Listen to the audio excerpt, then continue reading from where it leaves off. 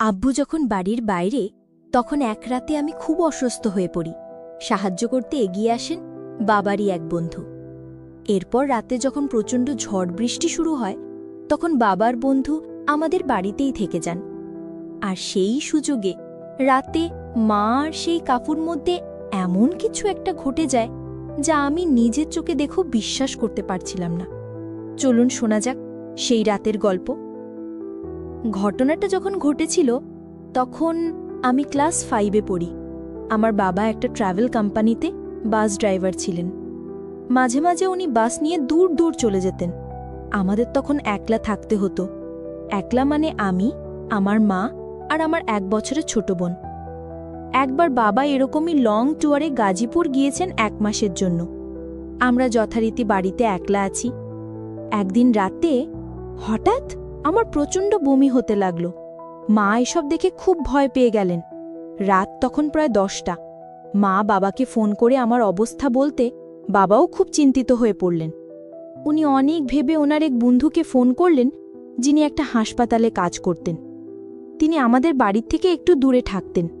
বাবার সেই বন্ধু সিরাজ কাকু আমাদের বাড়িতে এর আগেও এসেছেন।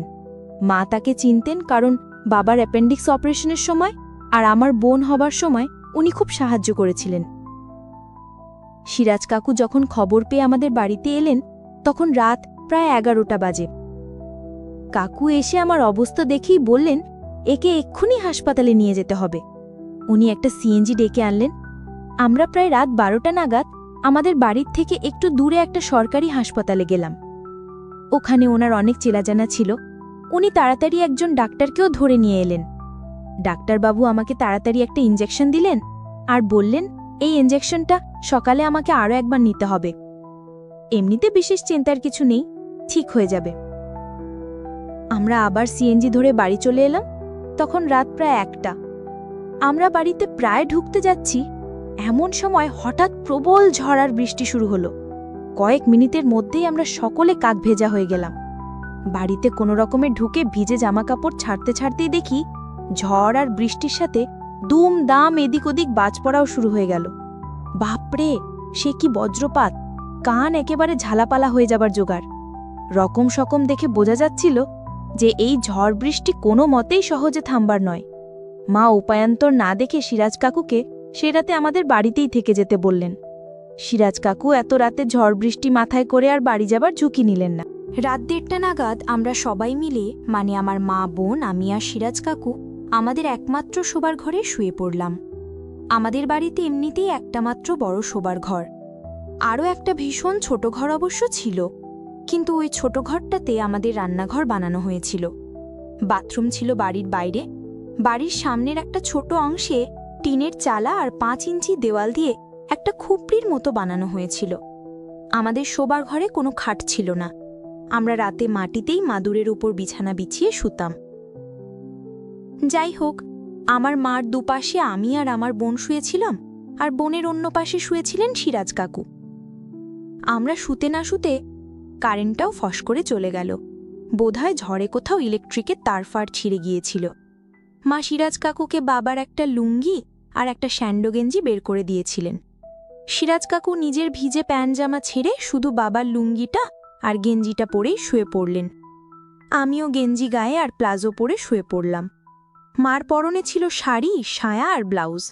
মা এমনিতে রাতে শুধু সায়া আর ব্লাউজ পরেই শুতেন, কিন্তু সেদিন সিরাজ কাকু ছিলেন বলে বোধহয় শাড়ি পরেই শুয়েছিলেন। কারেন্ট চলে যাওয়ায় আর বৃষ্টির কারণে জানলা বন্ধ রাখায় ঘরে প্রচণ্ড গরম হচ্ছিল। ওই প্রচণ্ড গরমে আমরা কেউ ঘুমোতে পারছিলাম না, শুধু শুয়ে শুয়ে কুলকুল করে ঘামছিলাম। একটু পরে মনে হলো সিরাজ কাকু গায়ের গেঞ্জিটা খুলে খালি গায়ে ঘুমোনোর চেষ্টা করলেন। আমি খেয়াল করলাম অন্ধকারে মা সিরাজ কাকুর লোমে ভরা ভরাট বুকের দিকে মাঝে মাঝেই আর চোখে তাকাচ্ছেন। আরও মিনিট 15 এভাবে গেল। একটু পরে ভীষণ গরমে মাকেও নিজের শাড়িটা খুলে ফেলতে হলো। অন্ধকার ঘরে মার হাতের চুড়ির রিনি রিনি শব্দে বুঝলাম মা চুপি চুপি নিজের শাড়িটা খুলছে। মা শাড়িটা খুলে বোধহয় নিজের মাথার কাছে রেখে দিল। দেখতে দেখতে ঘরের মধ্যে একটা চাপা উত্তেজনা নেমে এলো। বুঝলাম অন্ধকারে মা আর সিরাজ কাকু দুজনেই দুজনের দিকে আর চোখে তাকাচ্ছে। একটু পরেই আমি ঘুমিয়ে পড়লাম। কিন্তু আমার ঘুম বেশিক্ষণ টিকল না। বোনের কান্নায় আমার আর সিরাজ কাকু দুজনেরই ঘুম ভেঙে গেল। মায়ের হাতের চুরির রিনি রিনি শব্দে বুঝলাম মা নিজের ব্লাউজের বোতাম খুলছে। একটু পরেই বোনের কান্না থেমে গেল, তার মানে মা দুধ খাওয়ানো শুরু করে দিল। আমি আর চোখে সিরাজ কাকুর দিকে তাকালাম। অন্ধকারেও তার শরীরের হঠাৎ পরিবর্তন আমার নজর এড়াল না। আমি মার দিকে তাকিয়ে বুঝলাম মায়ের দৃষ্টিও সেদিকেই। সবাই এমনভাবে এই ওর দিকে আর চোখে তাকাচ্ছে যেন ভাবছি এই অন্ধকারে কেউ কিছু ধরতে পারবে না। সিরাজ কাকু এক দৃষ্টিতে ছোট বোনকে দুধ খাওয়ানো দেখছে। ঘরে বেশ একটা কি হয় ভাব। একটু পরই ওরা দুজনে ভীষণ অস্বস্তিতে পড়ে গেল, কারণ অন্ধকার নিস্তব্ধ ঘরে শুধু ওদের দুজনের জোরে জোরে শ্বাস নেওয়ার শব্দ শোনা যেতে লাগলো। শেষে মা বলে উঠলেন, এই সিরাজ, হাঁ করে কি দেখছেন? বাচ্চা খাওয়ার সময় ওভাবে তাকাতে নেই, এতে বাচ্চার নজর লাগে। সিরাজ কাকু কোনো উত্তর দিল না। একটু পরই বোন ঘুমিয়ে পড়ল। বোন ঘুমোতেই সিরাজ কাকু ফিসফিস করে মাকে জিজ্ঞেস করল, তোমার ছানা ঘুমিয়েছে? মা চাপা স্বরে শুধু বলল, হুম। সিরাজ কাকু তখন বলল, তাহলে ওকে তোমার ওপাশে সরিয়ে দাও। আমি অবাক হয়ে গেলাম সিরাজ কাকুর আবদার শুনে, কিন্তু যখন দেখলাম মা সত্যি সত্যি বোনকে তুলে অন্য পাশে, মানে আমার আর মায়ের মাঝে শুইয়ে দিল, তখন বুঝলাম আজ কিছু একটা নিশ্চয়ই হতে যাচ্ছে। সিরাজ কাকু বলল, হ্যাঁ ব্যাস ঠিক আছে, এবার আমার কাছে আস্তে আস্তে সরে এসো। আমাকে হতবাক করে দিয়ে মা আস্তে আস্তে সিরাজ কাকুর দিকে ঘেঁষে শুলেন। এরপর দুজনেই বেশ কিছুক্ষণ চুপচাপ, কারো মুখে কোনো কথা নেই। তারপরে হঠাৎ মার ফিসফিসানি গলা পেলাম, এই সিরাজ, আমার খুব ভয় করছে। সিরাজ কাকু ফিসফিস করে বলে উঠল, দূর, কি বলছেন? ভয়ের কি আছে, আসুন না। মা বলল, যদি কেউ জেনে যায়? সিরাজ কাকু বলল, কে জানবে? মা বলল, বাচ্চাগুলির সামনে কি করে পারবো সব? এরপর সিরাজ কাকু মাকে জড়িয়ে ধরে মার কানের কাছে মুখ নিয়ে গিয়ে বলল, দু বাচ্চার মা আপনি, এই ব্যাপারে এত ভীতু হলে হবে? মনে একটু সাহস আনুন তো, কেউ কিছু জানতে পারবে না, ঘরে তো শুধু বাচ্চাগুলো। মা কাকুর কথা শুনে বোধহয় একটু ভরসা পেল, কারণ মাকে এবার একটু সহজ লাগলো। মা কাকুর বুকের লোমে মুখ ঘষতে ঘষতে বলল, জানেন, আমি আমার বরের সঙ্গে ছাড়া আর কারো সঙ্গে কখনো এমনটা করিনি। সিরাজ কাকু মাকে বলল, মন খারাপ করছেন কেন? শরীর থাকলে মন মাঝে মাঝে একটু চটপট করেই। আর আপনি কি এমন অপরাধ করছেন? স্বামী দূরে আছে, এই সময় একটু আবেগে ভেসে গেলে দোষ কি? অনেকেই তো এরকম করে, স্বামী ঘরে ফিরলে না হয় একটু বেশি করে যত্ন করে দেবেন। মা বলল, কখনো এমন করিনি তো, তাই মনটা খচখচ করছে। বরটা আমাকে বিশ্বাস করে ছেড়ে যায়, এভাবে ওকে ঠকানো কি ঠিক হবে? কাকু উত্তরে বলল, আরে ও তো আর দেখতে আসছে না এসব, আপনার ভয় কি? মা বলল, আসলে আপনার বন্ধু আমাকে খুব ভালোবাসে তো। সিরাজ কাকু বলল, ওসব চিন্তা মনে আনবেন না তো, তাহলে আর মজা পাবেন না। দেখুন, এইসবের সাথে স্বামীকে ভালোবাসার কোনো সম্পর্ক নেই। অন্য মানুষের সাথে একটু আধটু এমন হলে কোনো দোষ হয় না। মার মন তাও সায় দিচ্ছিল না। মা বলল, তাই বলে সরাসরি এগুলো? সিরাজ কাকু মার ঠোঁটে আলতো করে একটা পাপ্পি দিয়ে বলে উঠল, দেখুন, এত ভালো সুযোগ আর আসবে না। মা উত্তরে কিছু একটা বলতে গিয়েও পারলেন না, শুধু একবার উফ করে উঠে চুপ করে গেলেন।